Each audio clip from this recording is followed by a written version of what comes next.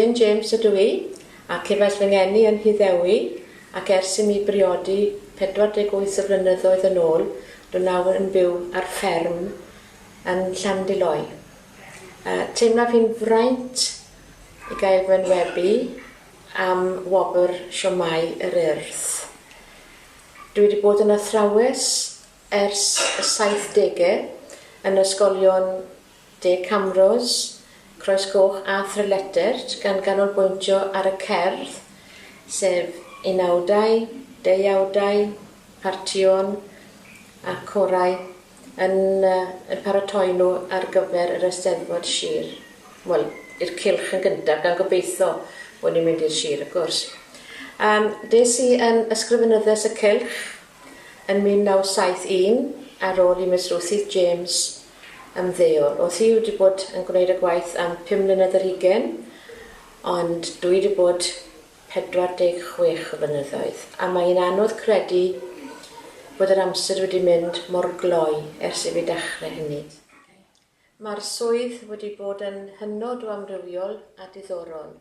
Mae'r pwyllgor cylch yn cyfarfod ym mis Medi a prynu byddwn ni'n gwneud trefniadau ar gyfer yr Eisteddfod Gylch y flwyddyn canlynol.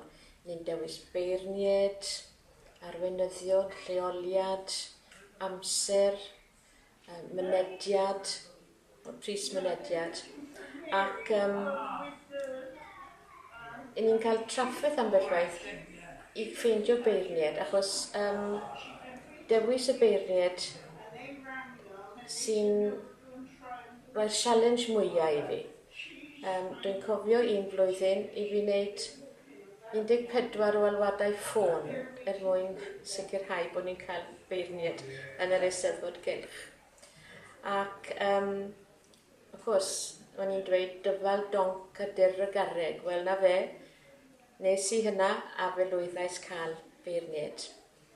Ond un peth, ar ôl fi cael y beirniad, o'n i'n hapus dros ben. O'n i'n teimlo'n gret achos o'n i wedi cael nhw ym mis Medi neu mis Hydref. O'n i'n gobeithio na bod nhw ddim yn mynd i gadael fi lawr a tynnu nôl.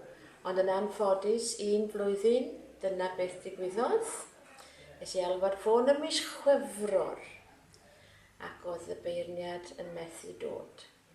Falle bod wedi cael cynnig well rhywle arall, rhywle'n talu mwy iddo, sa'n gwybod. Ond fe ffeilodd y dod y beth, a dyna beth oedd panig.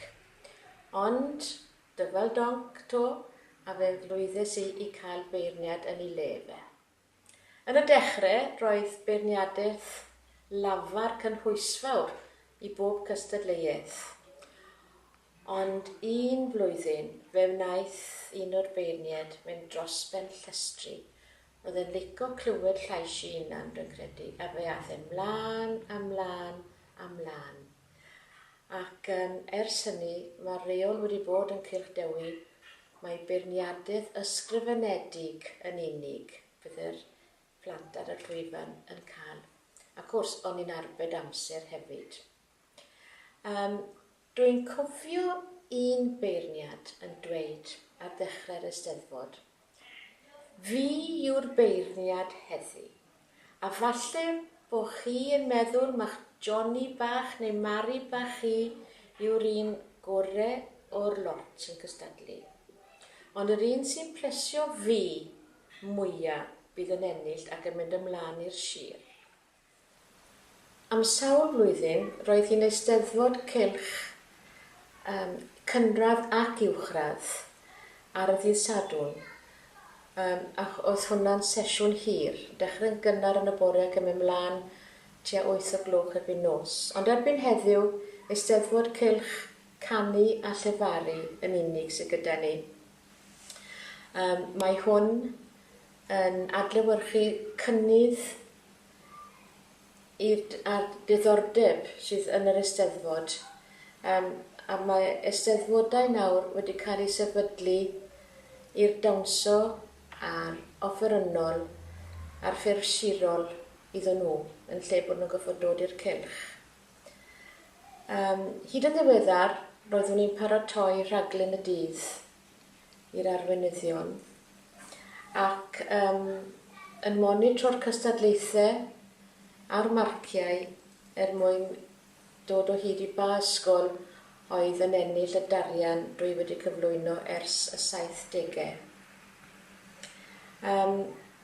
Wythnos cyn yr Eisteddfod, byddai'r ffurflenni cystadlu yn cyrraedd, ac oedd llawr y lolfa fel carpet o enwau plant I gyd, a ni'n goffod rhoi pob un oedd yn canu 1928 neu 1980 ac ati gyda'i gilydd, ac wedyn ysgrifennu nhw yn y llyfr oedd gyda fi wrth y ddesg, ac wedyn trosglwyddo'r enwau reina I llyfr yr arweinydd, ond o'n i'n trio cymysgu enwau'r plant lan na bod y plant o'r un ysgol yn cystadlu un ar ôl y llall, ac o'n i'n trio ambell waith I gweld bod ysgol wahanol yn dechrau gwahanol cystadlaethau. Dysgais hefyd I ddechrau'r Eisteddfod ddim gyda'r plant lleia, ond gyda'r plant 8 I 10 neu 10 I 12, fel bod y plant lleia yn gweld y drefn. Erbyn hyn, mae elfennau technegol wedi hwyluso'r broses yn fawr, a sdim eisiau fi mynd lan a canlyniadau'r sir I Aberystwyth dim mwy. Dim ond clic fach ar y cyfrifiadur a mae wedi cyrraedd na.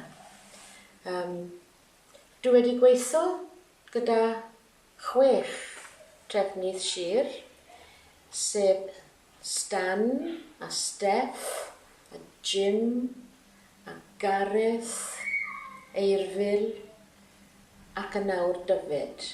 Ac bod ni wedi cael 6 trefnydd sir, dwi yma o hyd. A dwi wedi cael llawer o wirfoddolwyr yn helpu hefyd dros y blynyddoedd, a diolchaf iddynt am ei hunawsedd a'i cymorth ar bob achlysur.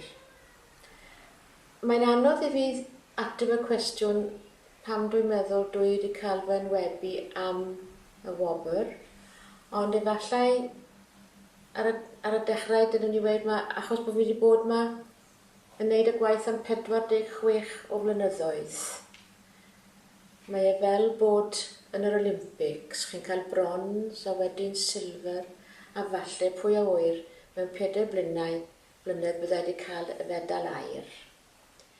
Mae'n anrhydedd mawr I fi gael bod yn rhan o fudiad yr Urdd. Dwi wedi cystadlu ers oeddwn i'n 4 mlwydd oed, ac efais y fraint o arwain cymanfa ganu Eisteddfod yr Urdd yn Sir Benfro yn 2013. Carw'n gloi cyflwyniad yma, rwy bwysleisio mae arwyddau'r yr Urdd byddaf yn ffyddlon I Gymru, I'm Cydyn ac I Grist yn annwyl iawn I fy nghalon. Carw'n gloi'r cyflwyniad yma, rwy bwysleisio mae arwyddau'r yr Urdd, sef byddaf yn ffyddlon I Gymru, I'm Cydyn ac I Grist yn agos iawn I fy nghalon. Diolch yn fawr.